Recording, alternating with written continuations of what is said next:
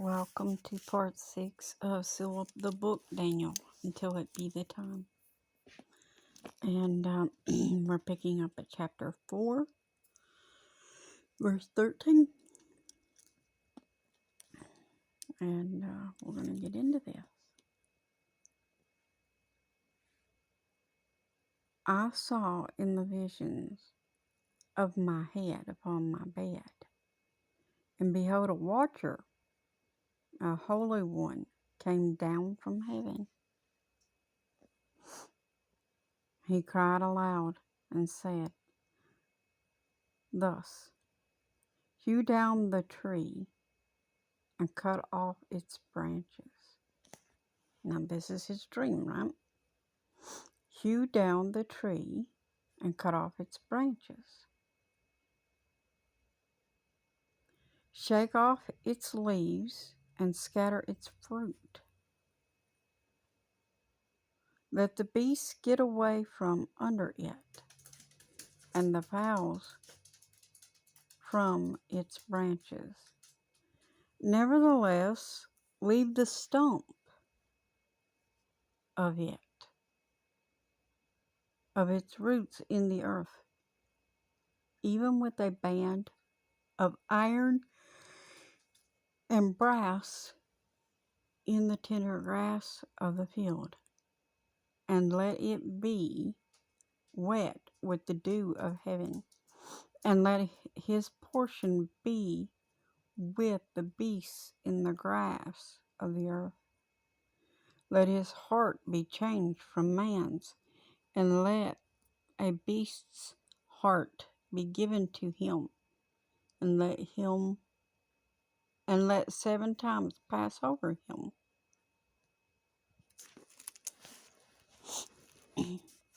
This is by the decree of the watchers, and the demand by the word of the holy ones, to the intent that the living may know that the Most High rules in the kingdom of men, and gives it to whosoever he will,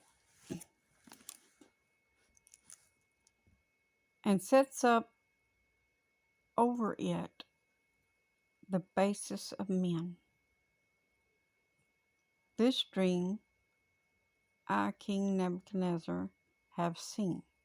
Now you, O Belshazzar, declare the interpretation thereof, forasmuch as all the wise men of my kingdom are not able to make known to me the interpretation, but you are able, for the spirit of the holy gods is in you. Then Daniel, whose name was Belshazzar, was astonished for 1 hour, and his thoughts troubled him. The king spoke and said, Belshazzar, let not the dream or the interpretation thereof trouble you.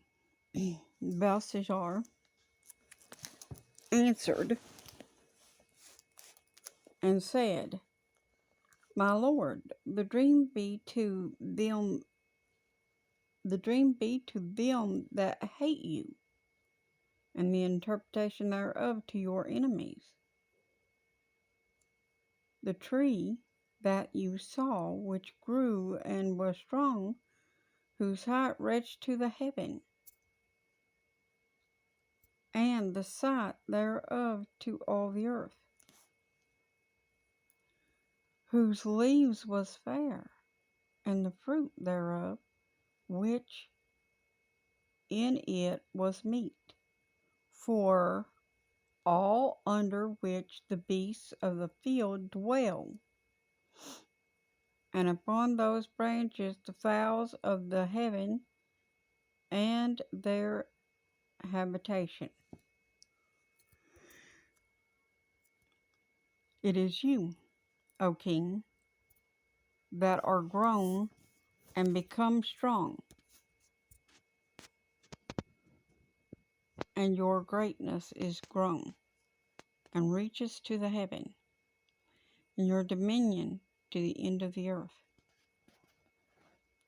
And whereas the king saw a watcher, a holy one, come down from heaven, and saying, hew the tree down and destroy it, yet leave the stump of the roots thereof in the earth, even with the band of iron and brass and the tender grass of the field, and let it be wet with the dew of heaven, and let his portion be with the beasts of the field, till 7 times pass over him.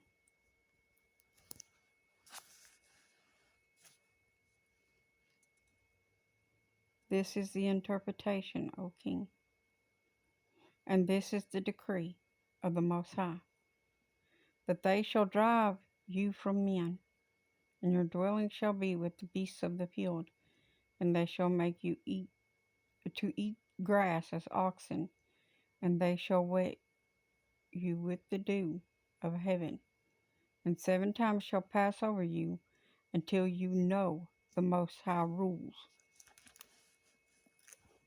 the kingdom of man and the kingdom of men, and gives it to whomsoever he will. I'm going to just state some stuff right here, right now, about this here dream. Y'all have forgotten what you should have been reading the book of Daniel to remind you of. What the Most High does, the Most High does. It is up to him, not you. You are not Lord over him. He is Lord over you.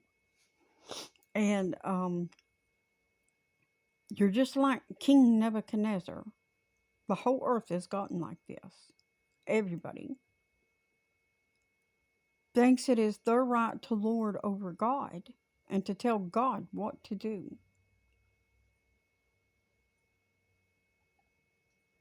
But no, thus is not so. You don't praise God as you should. And you don't really truly give thanks to him. Your gratitude is lip service. Probably maybe because somebody else said they were grateful. So you thought, oh yes, I got to be grateful, so I better do that. But it wasn't because it was what you felt in your heart. Because you really are not grateful because you actually think all the things that you have, you got by the power of your own might. The jobs that you have,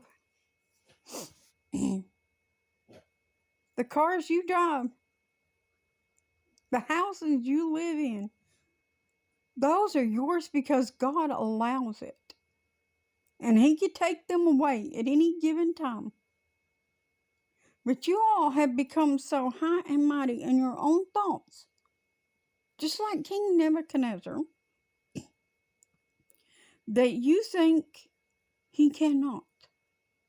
But you're about to find out. That is why these people are doing these things that they are doing, these evil things, and taking away everything from man. God is reminding you, he is the one who says, shall have, shall have. And he is taking it from those who didn't earn it through him, but through the power of their own might. And what good have you done for the Lord with what he did give you? You kept grunging after more and more for yourself, and not truly worrying about the rest of the world. And I mean the rest of the world, not just your world. the 10 people or the 5 people or the 2 people or whatever that happens to be in your life, but the entire world. Because you're like Cain. Am I my brother's keeper? Yes, actually, you're supposed to be.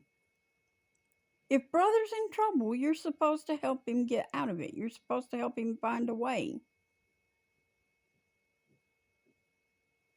Because that is what angels of heaven do.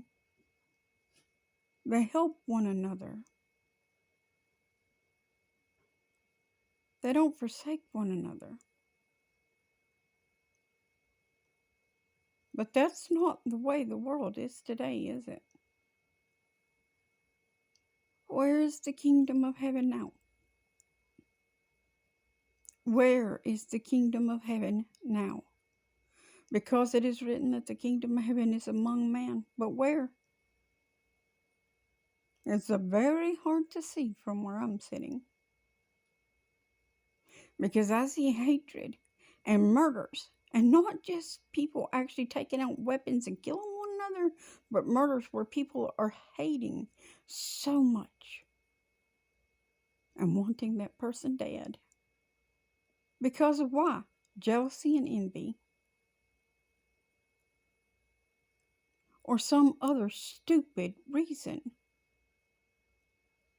Something that someone else told them about that person, perhaps, that may or may not even be true. Y'all believe to everything that beasts tell you. And you don't look to the God of the Bible, the I am that I am, to guide you into all things. You don't pray to Him for guidance and seek His will. You make up in your mind what you are going to do, and that is the thing that you do.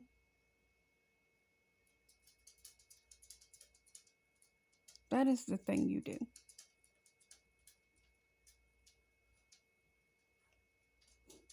To you all, God is just this thing that is there, like a spice or a seasoning on a shelf when you go into your kitchen to cook. Today I think I'll have that spice. You know, there's a little God. Let me sprinkle him on this little crust of bread. Today I don't feel like having God. I'm just going to leave him on the shelf. That's what you do. You take him, some of y'all take him like maybe he's the cream in your coffee. Well, today I don't feel like cream. So not God today. God is ever present. But he is not going to force himself on you. Either you will receive him gladly and freely and allow him to be part of your life, which I don't understand why you wouldn't. Not just because he's the creator of all things and could destroy you in a heartbeat, but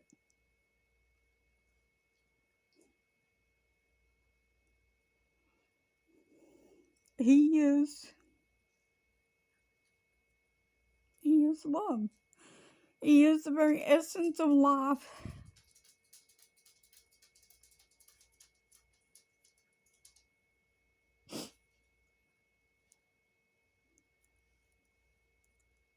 He makes everything worthwhile, no matter how bad it is.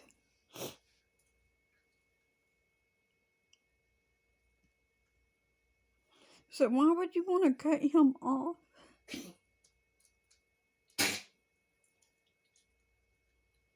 Why would you want to cut him off and not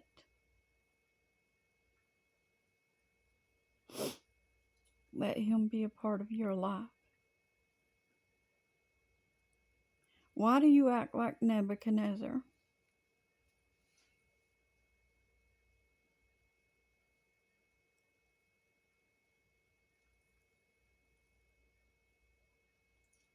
Why do you want power and fortune and fame? Why does it matter what man thinks of you? As long as what God thinks of you. is good. You're not supposed to do things to please man. You're supposed to do them to please God. See you in the next part.